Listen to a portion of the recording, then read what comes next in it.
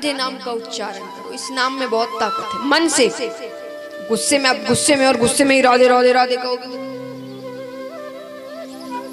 कि कहने को कह रहे हो, नाम पर भी क्रोध आ रहा है आपको, ऐसे नहीं कहना।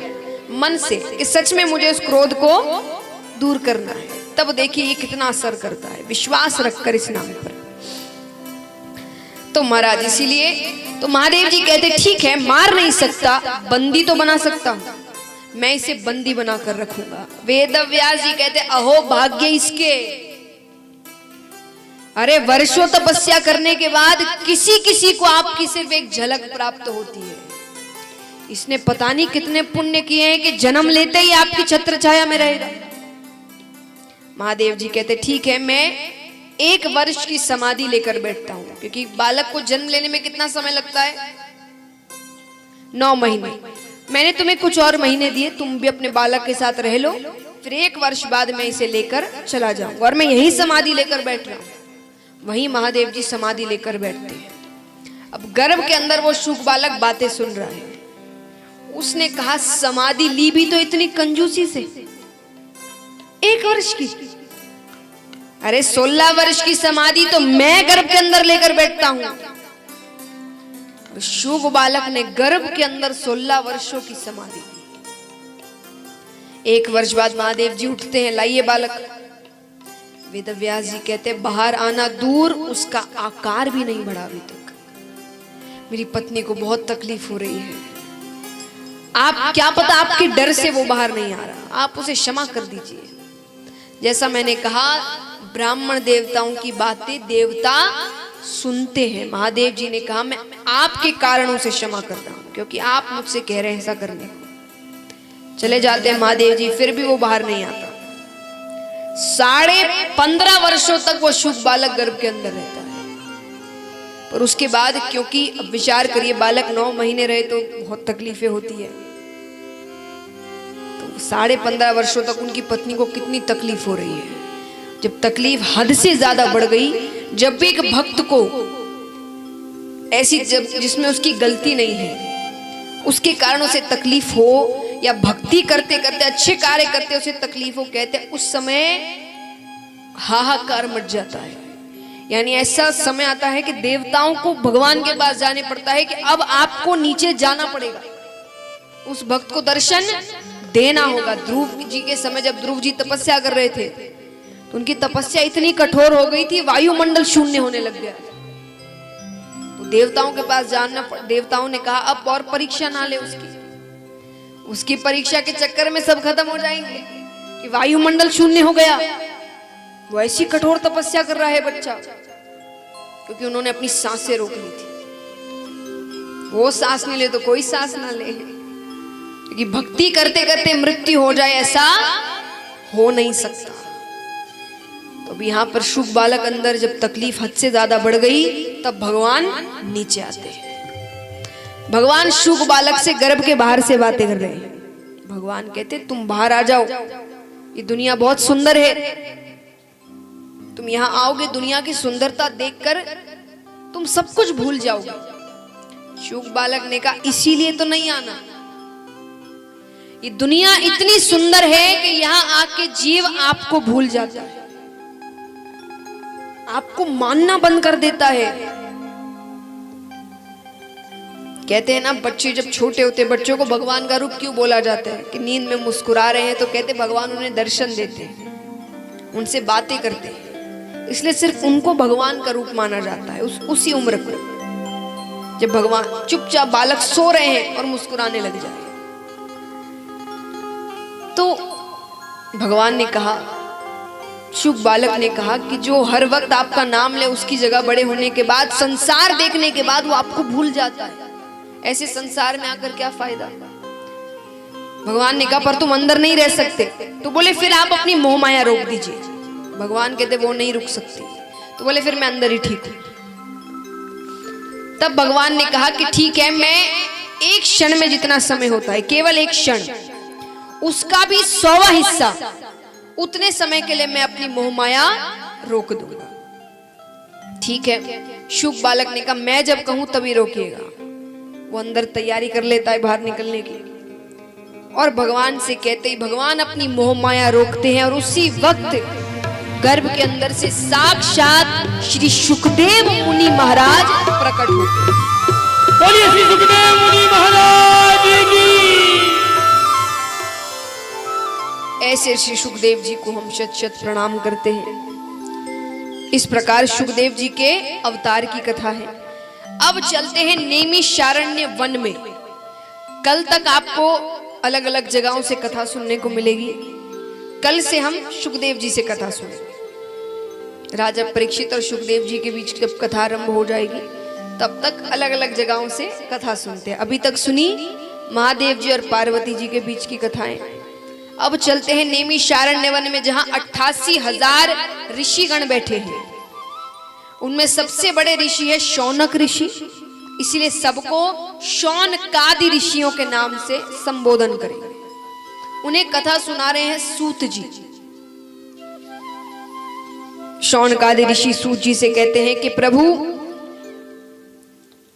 आप हमें ये बताएं, क्योंकि हम अज्ञानी हैं और आप में एक नहीं दो नहीं करोड़ों सूर्यों के समान ज्ञान रूपी प्रकाश है, कि कलयुग में जीव का कल्याण कैसे होगा।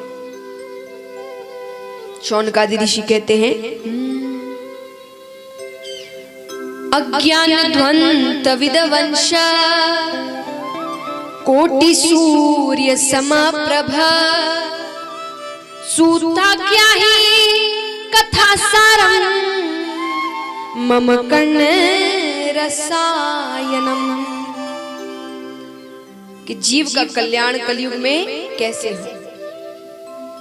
सूत जी कहते हैं काल व्याल मुख ग्रास त्रास निर्नाश हेतवे श्रीमद् भागवतम शास्त्रम कलोकिरेण भाषितम।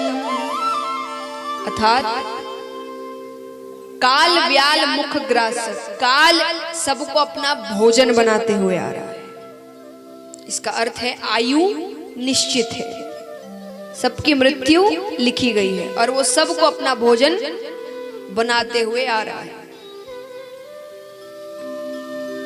कहते हैं कि एक बच्चा जन्म लेता है, जन्म लिया तो अब वो बड़ा होगा कि नहीं, इसमें कोई संदेह है।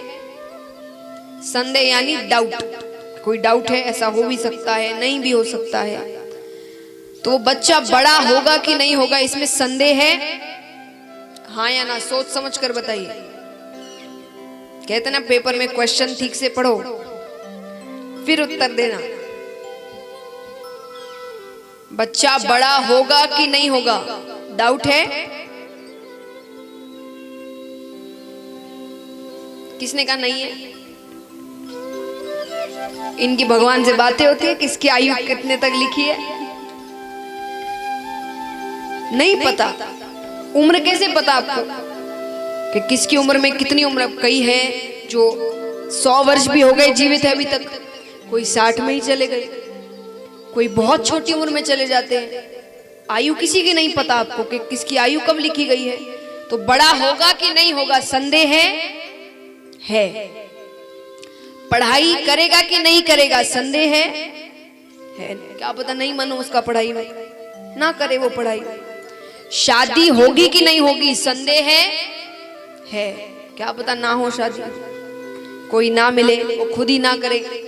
बच्चे होंगे कि नहीं होंगे संदेह है। वो मरेगा कि नहीं मरेगा संदेह है। कोई संदेह नहीं है। जन्म लिया है तो मरेगा, ये जीवन का सबसे बड़ा सच है, इसको याद रखो। कब अंत समय आ जाए किसी को नहीं पता। उम्र के भरोसे अपने कर्म ना छोड़े। कईयों को मैंने सुना है कथा में आने के लिए कहा जाता है कि मान लीजिए कई युवा हैं, ज्यादा उम्र नहीं हुई है कि कथा में आने, कोई कहे आप कथा में चल रहे, हमारी उम्र है कथा में आने, आपके उम्र के हो जाएंगे ना तब आएंगे। पक्का है उस उम्र के होगे? नहीं हुए तो दान करना, पुण्य करना सब हमने उम्र पर छोड़ा है। जब अभी तो मौज मस्ती की उम्र है। मान लीजिए यही करते करते भगवान ने ऊपर बुला लिया, फिर भगवान के सामने खड़े होकर भगवान पूछेंगे क्या क्या अच्छे कार्य किए, आप क्या कहोगे? आपने करने ही नहीं दिए। हमने तो सोचा था उस उम्र में करेंगे। तब भगवान कहेंगे मुझसे कोई कॉन्ट्रैक्ट साइन करवाया था कि इतनी आयु रहेगी? मैं तो हमेशा से कहता आया हूं, संत कहते हैं, कथाओं में कहा जाता है। भगवान कहेंगे कथाओं में कहा जाता है। बोले कथा में भी कहां जाने दिया आपने? उसके लिए भी तो उम्र रखी थी। तो उम्र पर कार्य मत छोड़िए, अपनी मन की इच्छाएं पूरी करिए, पर भगवान की लीलाएं सुने, समझे, क्योंकि उनमें सीख है। जीवन कैसे जीना है, क्या करना है। तो महाराज सूत जी कहते हैं कि आयु निश्चित है, पर इस छोटी सी आयु में अगर कोई कल्याण करवा सकता है तो वो है श्रीमद् भागवत कथा। अब महाराज सूत जी कहते हैं कि जब सुखदेव जी कथा सुनाना आरंभ कर रहे थे, तब स्वर्ग लोक से देवता आते हैं हाथ में अमृत कलश लेकर, और आकर कहते हैं कि आप ये अमृत राजा परीक्षित को पिला दीजिए, इससे तक्षक के डसने पर भी उसकी मृत्यु नहीं होगी। लेकिन ये अमृत रूपी श्रीमद् भागवत कथा आप हम देवताओं को स्वर्ग में सुनाइए। सुखदेव जी सोचते हैं कि देवताओं के पास कल्याण करने के कई साधन हैं, जो भगवान के पास रहते हैं, जब मन चाहे भगवान के पास चले जाते हैं। उनके पास कल्याण करवाने के कितने साधन हैं, पर कलयुग में एक ही साधन है। कलयुग का जीव और कोई साधन कर नहीं सकता। तो सुखदेव जी ने कहा कि कहां ये कोहिनूर रूपी हीरा श्रीमद् भागवत, और कहां ये कांच रूपी टुकड़ा अमृत कलश। ले जाइए। अमृत को वापस कर दिया। ब्रह्मा जी को बात थोड़ी, तो ब्रह्मा जी ने परीक्षा ली।